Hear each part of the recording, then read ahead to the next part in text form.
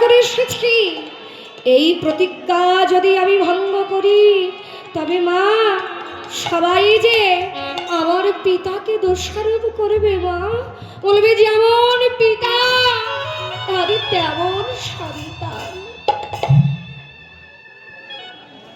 তুমি আর না বলো না মা, তুমি আমার সাজিয়ে দাও। তরণেশ্বরের মা তরণীকে বক্ষ মাঝারে জড়িয়ে ধরেছে। তরণী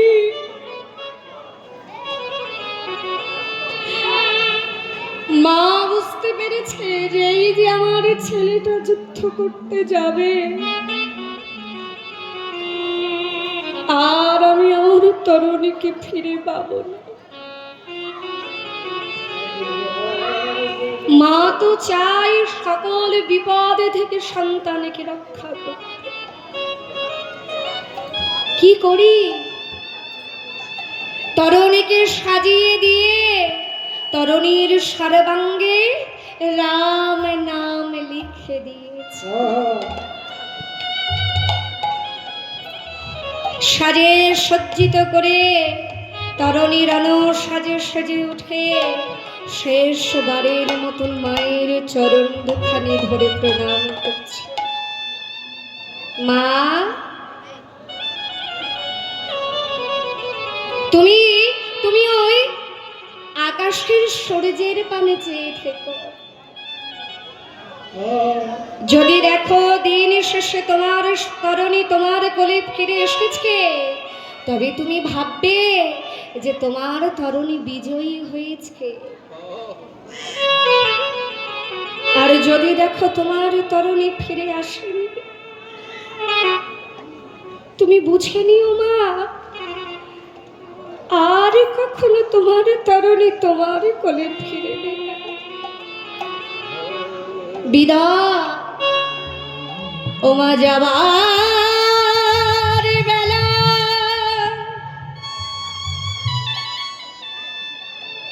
একটি কথা শুধু বলে যা,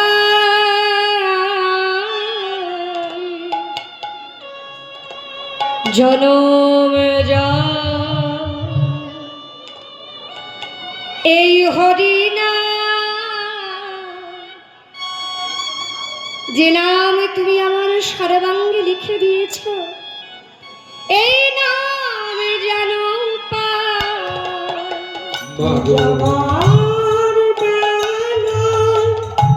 নিতাই গৌর হরি বল হরি কথা শুধু বলে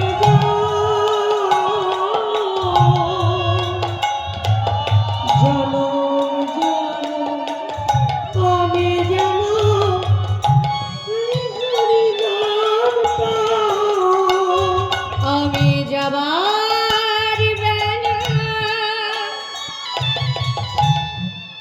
একটি কথা শুধু বলে যা, জনমে যা এই হরিনা আমি যেন বাবু যাবার বেলা একটি কথা শুধু বলে যা, বিদায় মা, জনম জন এই হরিনা আমি যেন গাই। যেদিন আমি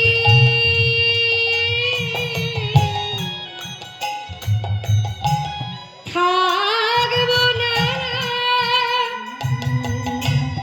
রব বহু দূরে, মা সাধের প্রদীপ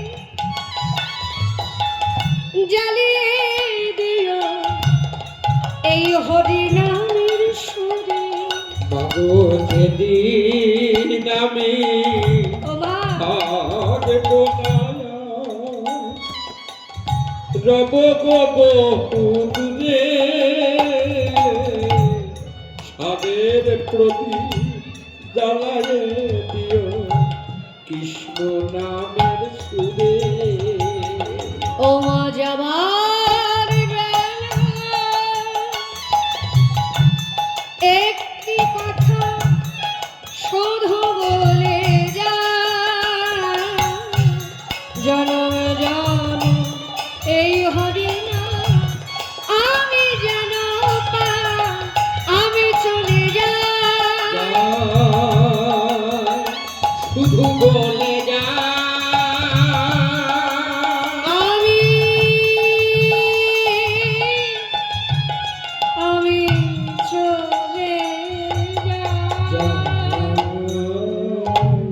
বিদায় বিদায় মা মায়ের কাছ হইতে বিদায় নিয়ে তরণী সেন এসে দাঁড়ালেন কোথায় একেবারে একেবারে প্রভু শ্রী রামচন্দ্রের রথের অগ্রভাগে দূর থেকে প্রভু ছোট্ট বালকটিকে দর্শন করে মনে মনে ভাবছেন এখনো যার পিতার আদর পাওয়া বাকি মায়ের স্নেহ পাওয়া বাকি সেই ছেলেটাও যুদ্ধক্ষেত্রে এসে দাঁড়িয়েছে এবার আমি কি করি